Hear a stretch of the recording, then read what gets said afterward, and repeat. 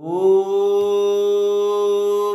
पवित्रैस्थो वैष्णव्यौ सवितुर्वः प्रशवा उत्पुन्नामच्छिद्रेण पवित्रेण सूर्यसरश्मिभिः देवीरापो अग्रे गुवो अग्रे पुवो अग्र इममद्य यज्ञं नयता अग्रे यजपतिं सुधातुं यजपतिं देवयुवम्।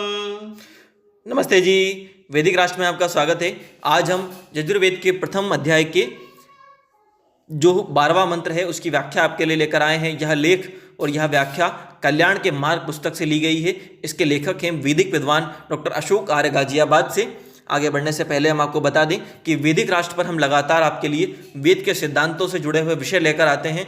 इसीलिए वेद प्रचार के इस अमूल्य कार्य में हमारा सहयोग करें।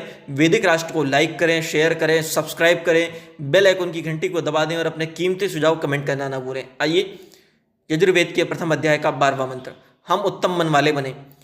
यह लेख, यह मंत्र की जो व्याख्या है कल्याण की मार्ग पुस्तक से ली गई है। लेखक वैदिक विद्वान डॉक्टर अशोक आर्य। मानव जीवन में वायु, सूर्य, जल पवित्रता लाने वाले हैं। इस पवित्रता के कारण ही हम में यज्ञ की प्रवृत्तियाँ आती हैं। हम में उत्तम रुधिर व रस आदि धातु बढ़कर शरीर को स्वस्थ रखती हैं। हम दिव्य गुणों से युक्त होकर उत्तम मन वाले बनते हैं। इस बात को यजुर्वेद के मंत्र संख्या 12 में इस प्रकार कहा गया है। अब मंत्र है ॐ पवित्रेस्थो वैष्णवैः सवितुर्वः प्रशवा उत्पामच्छिद्रेण पवित्रेण सूर्यसरश्मिभिः देवीरापो अग्रे गुवो अग्रे पुवो अग्र इममद्यं यज्ञं नयताग्रे यजपतिं सुधातुं यजपतिं देवयुवम्। यजुर्वेद अध्याय प्रथम मंत्र संख्या 12। इस मंत्र में परमपिता परमात्मा पति और पत्नी को संबोधित करते हुए इस प्रकार का उपदेश कर रहे हैं कि प्रथम पवित्र जीवन वाले बनो। परिवार का मुख्य केंद्र पति और पत्नी ही होते हैं। यह दोनों जैसे होंगे, आगे उनके आने वाली प्रजा अर्थात संतान भी वैसी ही होगी। उत्तम प्रजा के लिए माता पिता का भी उत्तम होना आवश्यक होता है। इसीलिए मंत्र यहाँ से ही अपने उपदेश को आरंभ करते हुए कह रहा है कि हे इस परिवार के पति पत्नी अर्थात हे माता पिताओं, तुम दोनों अपने जीवन को पवित्र बनाने वाले बनो। अपने जीवन को पवित्रता से भर लो। द्वितीय, तुम मानसिक, बौद्धिक, शारीरिक और उन्नति प्राप्त करो। प्रभु मानव को पवित्र बनने के उपदेश करते हुए दूसरे बिंदु पर कह रहे हैं कि तुम दोनों विष्णु के उपासक बनो, अर्थात तुम व्यापक रूप से उदार वृत्ति वाले बनो। जब तक मानव में व्यापकता उदारता नहीं आती तब तक वह विष्णु रूप ब्रह्म का उपासक नहीं बन सकता। इसीलिए ही मंत्र कह रहा है कि विष्णु की उपासना के लिए व्यापक उदारता अपने अंदर लाओ। विष्णु के समान मंत्र में उपदेश कहा गया है कि विष्णु उन लोगों का साथ देता है जो उनके साथ 3 कदम बढ़ाते हैं। यह 3 कदम बढ़ाने वाले विष्णु को साक्षात कर लेते हैं। यूँ कहें कि विष्णु ही बन जाते हैं। यह 3 कदम कौन से हैं? इन 3 कदमों का नाम है शारीरिक उन्नति, मानसिक उन्नति और बौद्धिक उन्नति। जो मानव शारीरिक रूप से स्वस्थ है, जो व्यक्ति मानसिक रूप से भी स्वस्थ है तथा जिसके पास तीव्र बुद्धि है, ऐसा व्यक्ति संसार के श्रेष्ठ लोगों में गिना जाता है। उसके सब कार्य सरलता से सिद्ध हो जाते हैं। इसीलिए मानव के द्वारा विष्णु की ओर जाने वाले 3 कदम ही उनके उत्तमता, उन्नति के प्रतीक होते हैं। इस बिंदु को ही आगे बढ़ाते हुए मंत्र कह रहा है कि तुम दोनों ने प्रयत्नपूर्वक अपने शरीर को स्वस्थ रखा है, अपने मन को निर्मल किया है, अपनी बुद्धि को प्रयत्नपूर्वक तीव्र और उज्ज्वल बनाया है। जब तुमने सबके सफलता करने प्राप्त कर लिए सब कार्यों करने में, तो इनका लाभ भी निश्चित रूप से आपको मिलने वाला है। तृतीय, पवित्र होकर उन्नति के पथ के पथिक बने। यहाँ मंत्र में तृतीय उपदेश इस प्रकार किया गया है कि प्रभु उत्पादक है, प्रभु ही है जिसके कारण जगत की उत्पत्ति हुई है। इस उत्पन्न हुए जगत में ही तुम भी एक हो। अतः मैं इस जगत के निवासी तुम सबको पवित्र करने, उन्नति के पथ पर अग्रसर करता हूँ। अब प्रश्न उठता है कि प्रभु हमें जो पवित्र करने के लिए, पवित्र बनने के लिए प्रेरित कर रहा है, वह कौन से साधन है जिससे हम पवित्र होते हैं? इस संबंध में मंत्र कह रहा है कि प्रथम वायु पवित्रता का साधन है। मंत्र कहता है कि वायु पवित्र होती है क्योंकि अच्छिद्र आकाश से रहित होती है।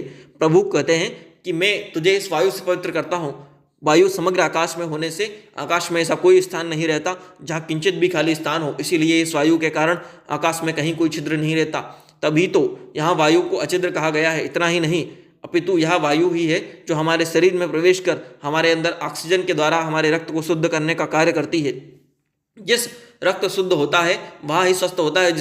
जिस प्रकार वायु हमारे उत्तम स्वास्थ्य का इस प्रकार साधन बन जाती है। द्वितीय, सूर्य भी पवित्रता का साधन है। जिस प्रकार वायु हमारे अंदर पवित्रता और शुद्धता लाकर हमें स्वस्थ करती है, उसी प्रकार ही हमारे लिए पवित्रता का दूसरा साधन सूर्य होता है। वह पिता उपदेश करते हुए कह रहा है कि हे जीव, मैं तुझे सूर्य की किरणों के द्वारा पवित्र करता हूँ। सूर्य की किरणों में रोगाणु के नाश की अद्भुत शक्ति होती है। जहाँ किरणें जब हमारी छाती पर पड़ती हैं तो हमारे शरीर में स्थित रोगाणु नष्ट हो जाते हैं। इस प्रकार हमारे अंदर जो रोग की गंदगी होती है वह इन किरणों से धोकर उसे नष्ट कर देती है, शुद्ध कर देती है। इसीलिए ही धूप स्नान उपदेश चिकित्सक देते हैं। नवजात शिशु को भी प्रतिदिन धूप में कुछ समय रखने के लिए कहा जाता है। तृतीय, जल भी पवित्रता का साधन है। जिस प्रकार वायु सूर्य हमें पवित्र करने के साधन है, उसी प्रकार जल भी हमारे पवित्रता लाने का एक प्रमुख साधन है। इन दोनों में से भी अधिक दिव्य गुणों की शक्ति होती है। जल का कार्य है ऊंचे से नीचा चलना। इस कारण ही जल सदा समुद्र की ओर बहता है। पर्वतों से नीचे की ओर बहते हुए जल निरंतर अपने लक्ष्य सागर के मिलने के लिए, उसकी प्राप्ति के लिए यात्रा करता रहता है। इस कारण ही यह सबसे अधिक पवित्रता लाने वाला कारण होता है। इस कारण यह जल सब प्रकार के रोगों का औषध होता है। इस जल को ही प्रेरित करते हुए प्रभु कहते हैं कि सबको पवित्र करने वाले इस जल से हमारे अंदर यज्ञ की भावना उठे, यज्ञ की भावना बढ़े। जल का कार्य है पवित्रता लाना। जब हम जल के प्रयोग से अपने को शुद्ध पवित्र कर लेते हैं तो हमारे अंदर परोपकार की यज्ञ की भावना बलवती हो जाती है। अतः यह यज्ञी भावना को बढ़ाने वाला होता है। इसीलिए प्रभु कहते हैं कि इस जल के कारण जो लोग यज्ञ करते हैं वह इस जल के ही समान निरंतरता बनाए रखते हैं और यज्ञ को किसी भी व्यवधान के आने पर भी न छोड़ें। यज्ञी जीव निरंतर उन्नति को प्राप्त करें। यज्ञ में अभ्युदय निश्रय की अपार शक्ति होती है। मंत्र कहता है कि यह यज्ञ अर्थात उसे अपनाने वाले जीव के अभ्युदय और निश्रेयस की शक्ति के बने साधन बने। इस यज्ञमय से ही हमारी धातुएं भी पैदा होती हैं, बढ़ती हैं। इसीलिए कहा गया है कि यज्ञ हमारे शरीर की सब धातुओं को दोष रहित करे, निर्दोष करे। धातुओं की निर्दोषता के कारण ही यह यज्ञ मनुष्य के जितने भी ज्ञात ही नहीं अज्ञात रोग हैं उनसे भी मुक्त करता है।